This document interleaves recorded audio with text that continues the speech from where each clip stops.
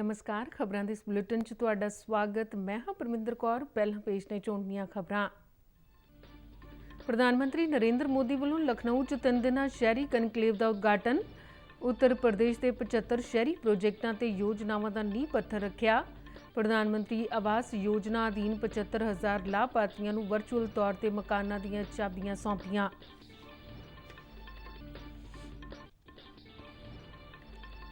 रक्षा मंत्री राजनाथ सिंह ने कहा कि किसी भी तरह की चुनौती नाल नजिठण लई सरकार हथियारबंद फौजां नूं नवीनतम हथियार उपलब्ध कराउण अते उन्हां दे आधुनिकीकरण लई वचनबद्ध है।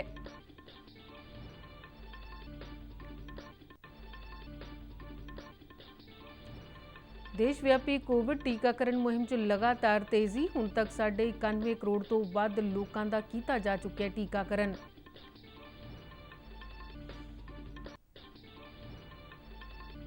वित्त मंत्रालय ने कहा कि पंडोरा दस्तावेज़ों के लीक होने के मामले की जांच लिए CBTD के चेयरमैन की अगवाई च उच्च पद्धरी कमेटी कायम की गई है।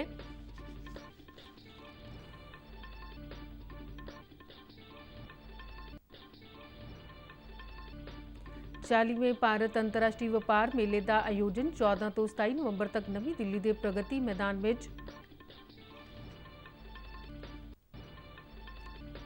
भारत ने दोहा च चल रही एशियाई टेबल टेनिस चैंपीयनशिप में कांसे के 2 होर तमगे जित के इतिहास रचिया। ते हुण खबरां विस्तार नाल। प्रधानमंत्री ने लखनऊ च अज 3 दिना शहरी कनकलेव का उद्घाटन किया। इस दौरान उन्होंने उत्तर प्रदेश में 75 शहरी प्रोजेक्टां ते योजनावां दा नींह पत्थर रखिया। उन्होंने इस मौके सूबे के 75 जिलों के 75,000 लाभार्थियों नूं प्रधानमंत्री आवास योजना शहरी अधीन मकानां दीआं चाबियां भी डिजिटल रूप च सौंपियां। प्रधानमंत्री ने इस योजना अधीन लाभार्थियों नाल गलबात भी की ते उन्हां कोलों अपना मकान होने बारे उन्हां दी खुशी बारे जानकारी हासिल की। जिन्हां लोकां नूं घरां दीआं चाबियां सौंपियां गईयां ने वो सारे ही उत्तर प्रदेश के ਵੱਖ-ਵੱਖ जिलों के वसनीक ने। प्रधानमंत्री ने एक लाभार्थी नाल गलबात करदे इस गल ते खुशी प्रगटाई कि उन्हां दी इस बार दी दिवाली उन्हां दे नवें ते अपने घर विच मनाई जावेगी। इस तो पहलां रक्षा मंत्री राजनाथ सिंह, हरदीप सिंह पुरी ते उत्तर प्रदेश के मुख्यमंत्री योगी आदित्यनाथ ने भी समागम नूं संबोधन किया। अच्छा, नए घर में जाने के कारण जीवन में क्या बदलाव आ रहा है? अब तो नए घर में गए तो रिश्तेदार भी बहुत आना शुरू हो गए होंगे। हाँ, पहले हमारा टूटा मकान था तो रिश्तेदार भी आते थे तो थोड़ी शर्म महसूस होती थी, और अब हमारा पक्का मकान बन गया है तो इसलिए अब हमें बहुत अच्छा लगता है और रिश्तेदार भी बहुत आते हैं। सर, जितना होगा देखिए, इतना जैसे आपको गैस का चूल्हा मिला है, बिजली मिली है, आपको ये मकान मिला है, वैसे बच्चों की पढ़ाई के लिए भी सरकार की बहुत सारी योजनाएं हैं। आप जरूर इस योजनाओं का लाभ लेना और बेटी को तो खास पढ़ाना। Yes sir. ऐसा मत करना कि बेटी को भी ये पूजा की झोली बनाने में लगा दें आप। रक्षा मंत्री राजनाथ सिंह ने हथियारबंद फौजां नूं किसी भी चुनौती नाल नजिठण लई आधुनिक हथियार उपलब्ध कराउण अते उन्हां दे आधुनिकीकरण दी सरकार दी वचनबद्धता दोहराई है। नवीं दिल्ली च उन्हां कहा कि विश्व पद्धरी सुरक्षा चिंतावां, सरहदी झगड़िਆਂ ते समुद्री मामलिਆਂ दी विश्व नूं सेना दे आधुनिकीकरण उपर विशेष ध्यान देण लई मजबूर कीता है। उन्हां कहा कि देश नूं नौजवानां तो वधेरे उम्मीदां ने। उन्हां कहा कि विश्व दी तकनीक नूं बदलण विच नौजवानां दी महत्वपूर्ण भूमिका ते साडा नौजवान न सिर्फ अज दीआं लोड़ां बल्कि भविख दीआं उम्मीदां नूं भी पूरा करने लई तैयार है।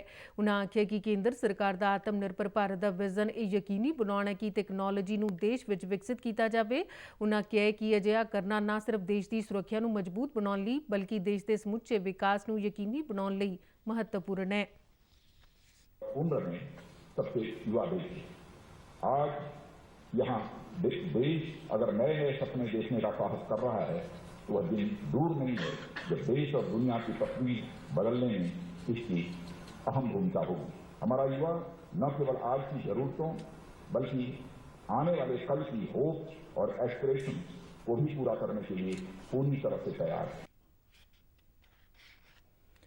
देशव्यापी टीकाकरण मुहिम तहत कोरोना टीके लगाने का अमल तेजी नाल जारी है। केंद्रीय सेहत मंत्रालय अनुसार हुण तक लगाए गए कोरोना टीकों की कुल गिनती 91 करोड़ 54 लाख तो पार हो गई है।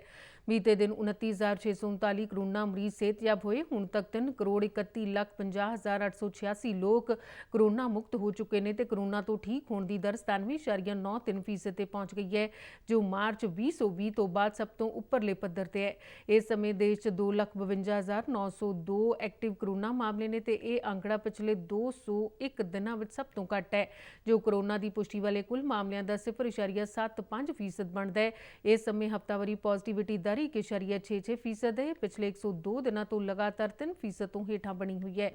कोरोना की रोजाना पॉजिटिविटी दर 1.61% दर्ज हुई है, जो कि पिछले 36 दिनों तो 3% तो भी हेठा बनी हुई है। केंद्र ने कहा कि पंडोरा दस्तावेज़ों के लीक होने के मामले की जांच करवाई जाएगी तो अजय मामले कानून अनुसार ढुकवीं कार्रवाई की जाएगी। वित्त मंत्रालय ने मीडिया पंडोरा दस्तावेज़ों के लीक होने बारे छपियां खबरों की जांच के संबंध में कहा कि केंद्रीय प्रतख टैक्स बोर्ड के चेयरमैन की अगवाई हेठ एक मल्टी एजेंसी ग्रुप राही इन्होंने दस्तावेज़ों की जांच की जाएगी। मंत्रालय ने कहा कि इस बहु एजेंसी ग्रुप में इनफोर्समेंट डायरेक्टोरेट CBTD, भारतीय रिजर्व बैंक और वित्तीय इंटैलीजेंस यूनिट के अधिकारी शामिल होंगे। वित्त मंत्रालय ने कहा कि मीडिया हुण तक सिर्फ कुछ भारतीय नागरिकों के नाम सामने आए हैं। मंत्रालय मुताबिक international consortium of international journalist website ने अजे तक सारिया संस्थावां के नाम ते होर वेरवे जारी नहीं किए। यह भी आख्या गया कि पनामा ते पैराडाइज पेपरां की गई जांच दौरान 20,000 करोड़ रुपए तो वध के अणदसे क्रैडिटां का पता लग्या।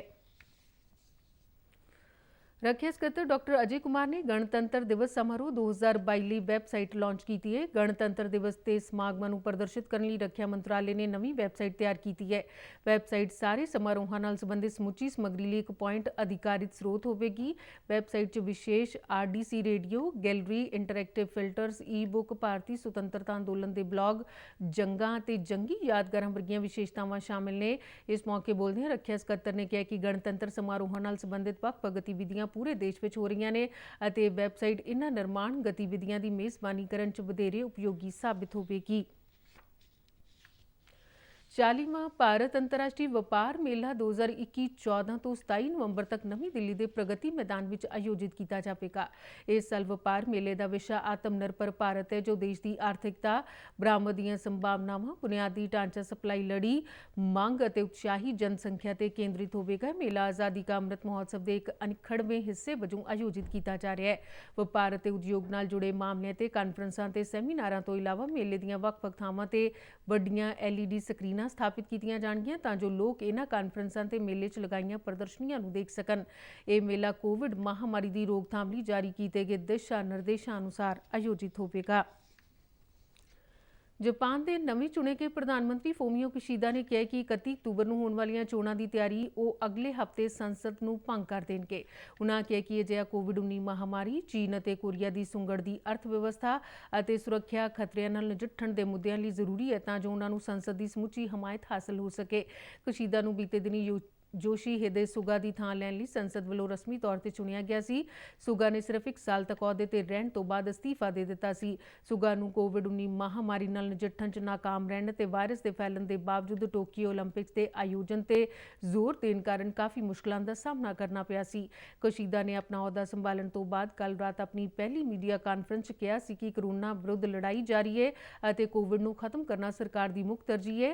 उन्होंने कहा कि वह कोविड-19 की रोकथाम लई पिछली सरकार वालों कीते गए प्रबंधों की जांच करेंगे तो एक संकट प्रबंधन इकाई स्थापित की जाएगी।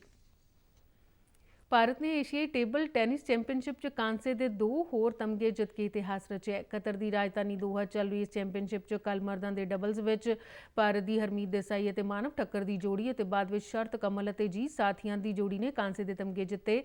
इस चैंपीयनशिप में भारत हुण तक 3 तमगे जित चुके है। खबरों के बुलेटिन साडे दर्शक RNU-DD के जलंधर के YouTube चैनल, फेसबुक पेज और ट्विटर हैंडल से भी देख सकते हैं। तो इस दे नाल ही खबरों का बुलेटिन खत्म होता है। नमस्कार।